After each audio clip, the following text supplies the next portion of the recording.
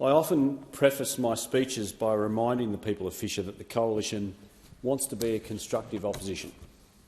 We'll support good policy. We will try to make mediocre policy more effective, and we'll oppose policies which mean that Australians are forced to pay more for poorer outcomes.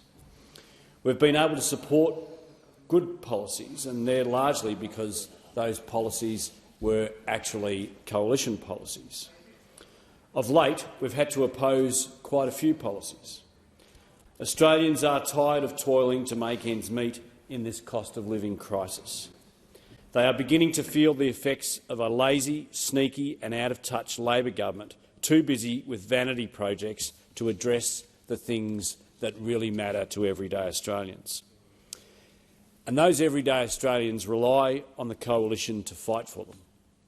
On healthcare access, housing, cybersecurity, Labor has dropped the ball time and again. With the budget, they have another opportunity to make some promises, and what they've delivered is puffery. Another opportunity for smoke and mirrors, but families and their businesses see right through it. They know that Australians always pay more under Labor. During the election, Mr Deputy Speaker, we said to the Australian people that life won't be easy under Prime Minister Albanese, and that is proving to be very much, well, I think you need to treat the job with the respect rather than say call him by his surname. We will not support the bill without our amendments, Mr Deputy Speaker. We are not blinded by the fresh lick of paint and the hype around the government's Jobs and Skills Australia legislation. We want this body to work because Australians will pay the price if it doesn't. But it will not work without the amendments that we're proposing. So from the outset, I want to remind those opposite that the Coalition is steadfast on this issue. If we don't gain the support we need for these amendments, we'll simply be opposing the bill. Because if you don't have the right people at the table speaking up and calling the shots, you don't get ahead. Without good representation, government stifles initiative and shatters confidence because it becomes indifferent, incompetent and out of touch. Our amendments are not just about assembling a nice committee.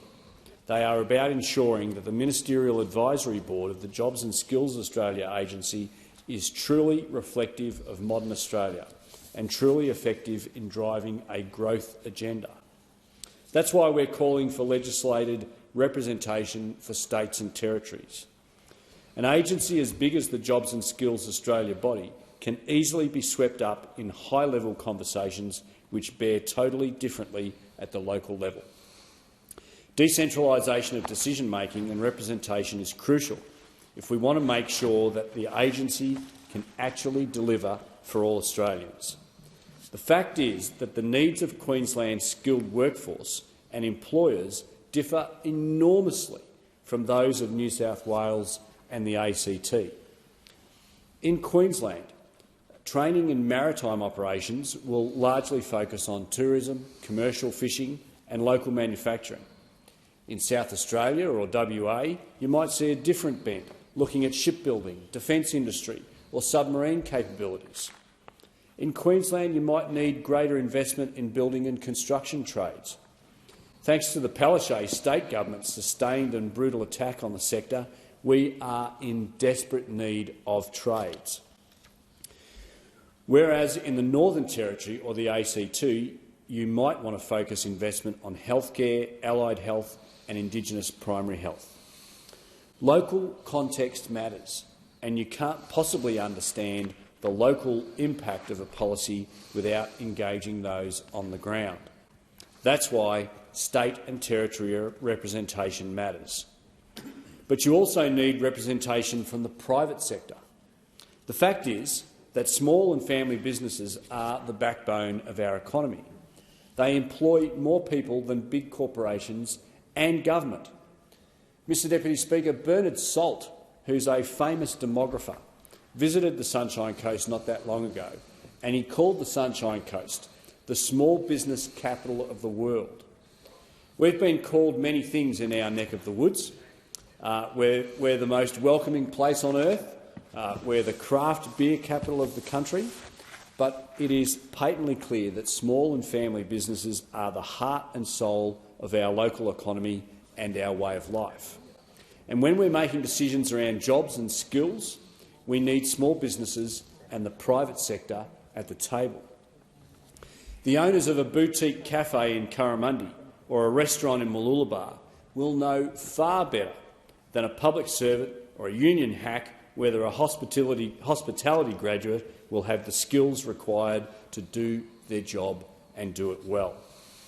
A local tax agent in Alexandra Headland or a bookkeeper in Baringa will know best whether a bookkeeping graduate will have what it takes to support their firm. We need to get rid of this idea that government always knows best. I can tell you who knows best, Mr Deputy Speaker. It is the out-of-schools hours provider in Kawana who needs school-based care graduates. It's the barber in Beerwah. It's the childcare operator in Palmview. It's the butcher, the builder, the baker and the boilermaker. It's those sorts of businesses whose guts and determination drive our economy. Real Australian families and their businesses know best. We don't need any more union hacks pulling strings on the taxpayer's purse. We don't need any more politicians and politics graduates telling the government to do this or to do that. What we need are aspirational Australians at the helm, at the heart of government. Small business drives our economy in this country, Mr Deputy Speaker, and it belies belief that we would not have small businesses at the table. One of the most common complaints I hear from small business people, apart from the fact that they can't get staff, is that when they do get staff from TAFE, from private vocational education training centres, it's across the board, whether it even be at university. Many employers tell me that the skills that many young people are coming out of education facilities are not keeping pace with the needs of industry.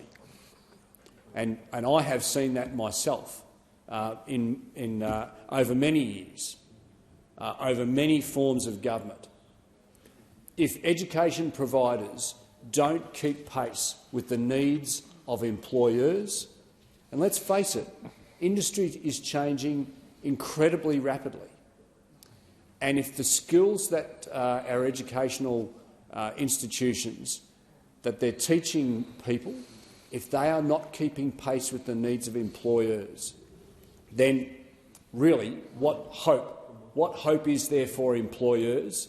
What guarantees are there for employers that when they put on young people, old people, it doesn't matter, when they put on people that they'll have at least the grounding, the basis for the necessary skills to be able to do their job. Mr Deputy Speaker, it's not just about states, territories and employers. Geography matters. If you're born in Australia, you have really been given the best lot in life. It's been said that the two greatest lotteries in life are the family to which you are born and the country to which you are born.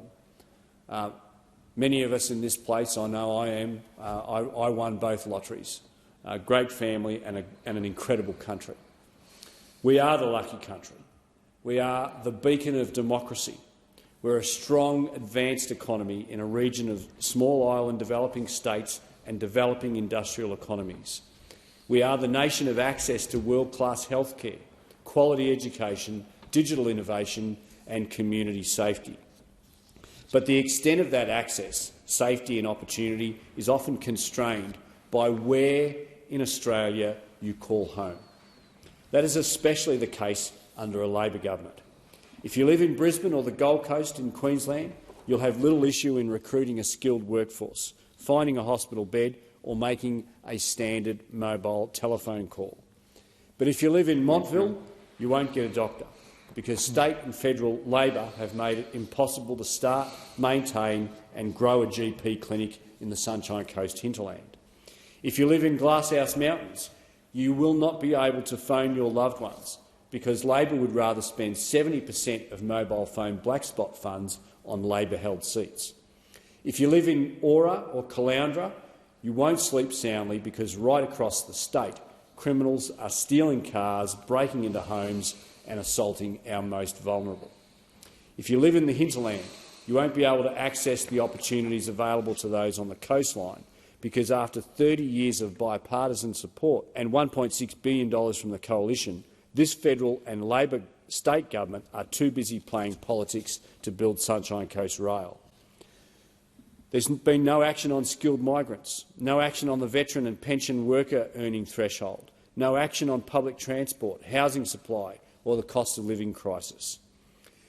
Dithering and delays are the privilege of the elite, Mr Deputy Speaker. While Labor plays politics and poses for photos, the fact is regional Australians suffer. That's why we need representatives from regional, rural and remote communities on this committee. These are representatives who know exactly what our regional employers need. They know what regional workforces need to look like. They know how regional education and training differs and what kind of infrastructure and services each level of government ought to provide. They need to be at the table, making decisions and amplifying regional voices. A couple of weeks ago, Mr Deputy Speaker, I hosted the Deputy Leader of the Opposition and Shadow Minister for Training, Small Business and Women in my electorate of Fisher. We spoke with gin distillers, fish and chip shop owners, employment services and tourism operators. We met with emerging women leaders. We heard from the Caloundra business community about the highs and lows of business under a Labor federal and Labor state government. But the highlight for me was a visit to the Sunshine Coast Technical Trade Training Centre. I spoke about the centre in this place before the autumn recess. Here is an industry-led training school equipping young people in fields like construction, beauty therapy, drone aviation and electro-technology. Their results speak for themselves. Incredible graduate employment outcomes, tens of thousands of hours of workplace learning, lives transformed by the power of vocational training and the dignity of a meaningful job. This is what effective industry-led training can do. Mr Deputy Speaker, I've had the privilege of having a vocational education. I did a carpentry apprenticeship. I did my training at Holmes Glen College of TAFE in Victoria, but I've also had the privilege of going to university and studying as a lawyer. I tell anybody who will listen that whilst it's great to have a university degree, you should never underestimate the benefits that can flow from vocational education. You should never underestimate the benefits that can flow from getting a trade. And I want to take the opportunity to thank my dear old dad who convinced me to stick at my apprenticeship. I think I was in about year 3 when I was thinking about pulling the pin, and he said, "Hang in there, son, another 18 months to go and you'll be right." And he was right. Young people who get a trade in Australia can get a job virtually anywhere in the world. Vocational education in this country is by and large excellent. There's always room for improvement, but if you get a trade, you can go anywhere. Your skills, your qualifications will be recognised just about anywhere in the world. Mr Deputy Speaker, in closing, it's vital that voices in regional communities like mine and Fisher are heard. It's vital that industry providers like the Sunshine Coast Technical Trade Training Centre are given a fair go when it comes to vocational education training, funding and representation. They are leading the way when it comes to innovation and outcomes. And if the government wants to see real outcomes, when they need to turn down the voices of the unions and tune into what Australians really need and want. Australians want outcomes. They don't want reviews. They want progress, not platitudes. They want good government, not an opposition in exile, and that means fair representation.